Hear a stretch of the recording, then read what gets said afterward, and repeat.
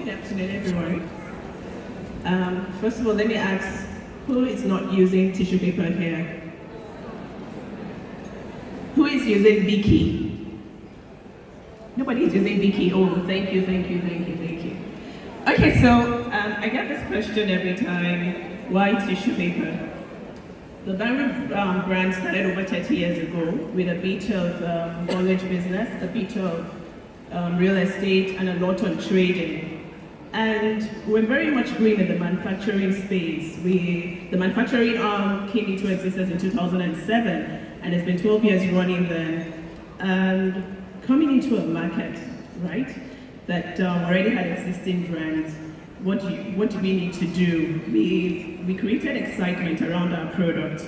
By excitement, I mean not only were we focused on the quality, of course the quality was impeccable and still is. We also did a bit of product differentiation. We're the very first company to create some designs on our serviette napkins.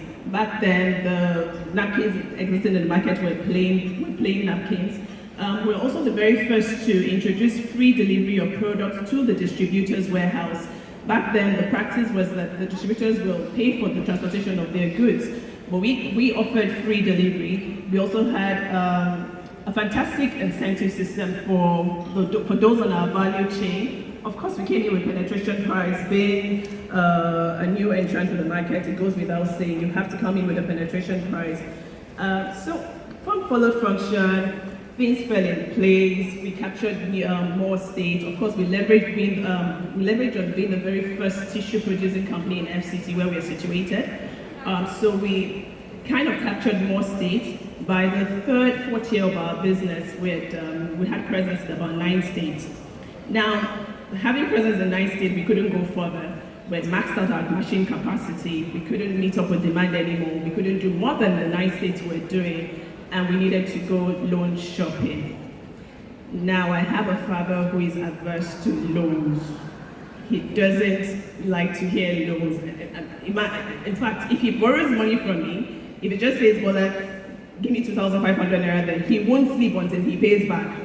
So you can imagine how it will be to convince that kind of person to give me the permission to go for loan. But you know, what I did was, I showed him the facts and figures.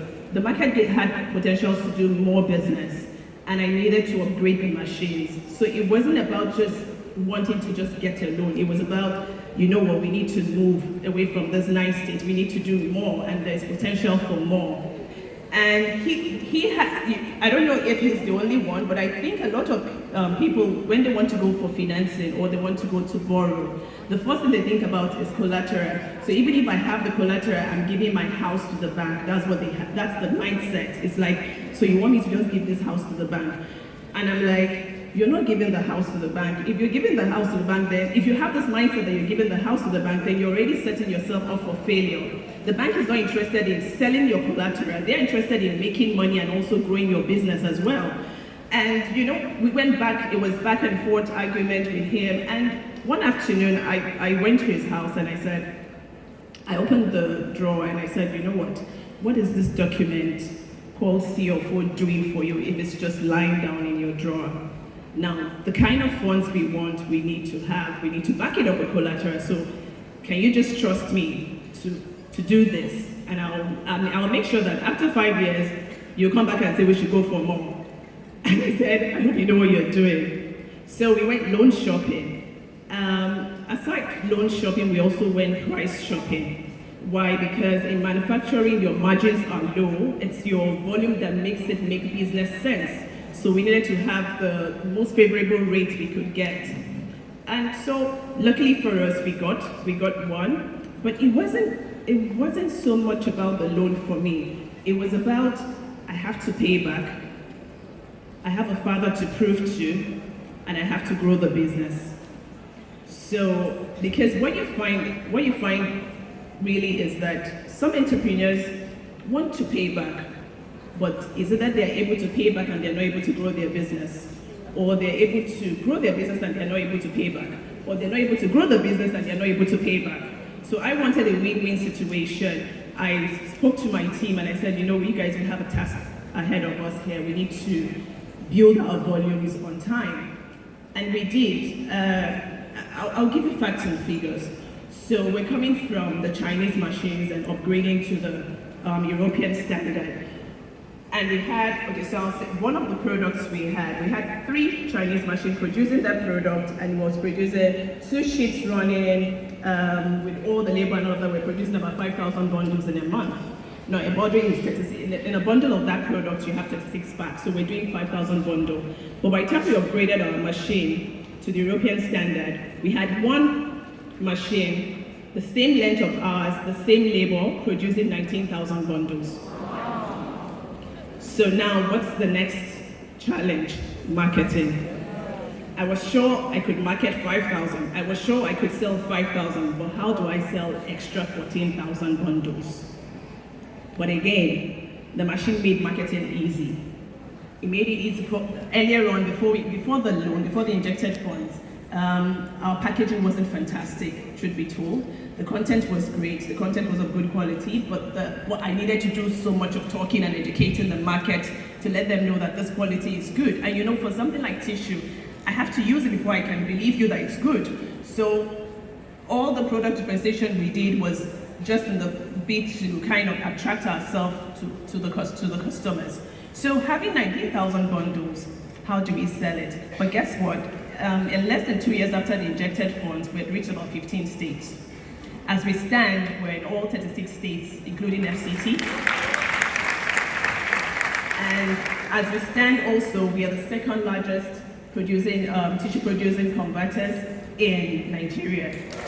And as we stand, we've got offerings in some African countries wanting to distribute our product. So it's, of course, I didn't do this all by myself. I had a team of, I'm very participatory when it comes to leadership, and I think I'm very democratic as well. I allow you to fail because I also fail. I allow you to air your opinions, give me just ideas on what to do. It's been a potpourri of all sorts, the good, the bad, the ugly. You know, we're in Nigeria, so. But it's been fantastic. It's been more of good than bad. And I think the injected funds we got actually is the springboard that led us to where we are today.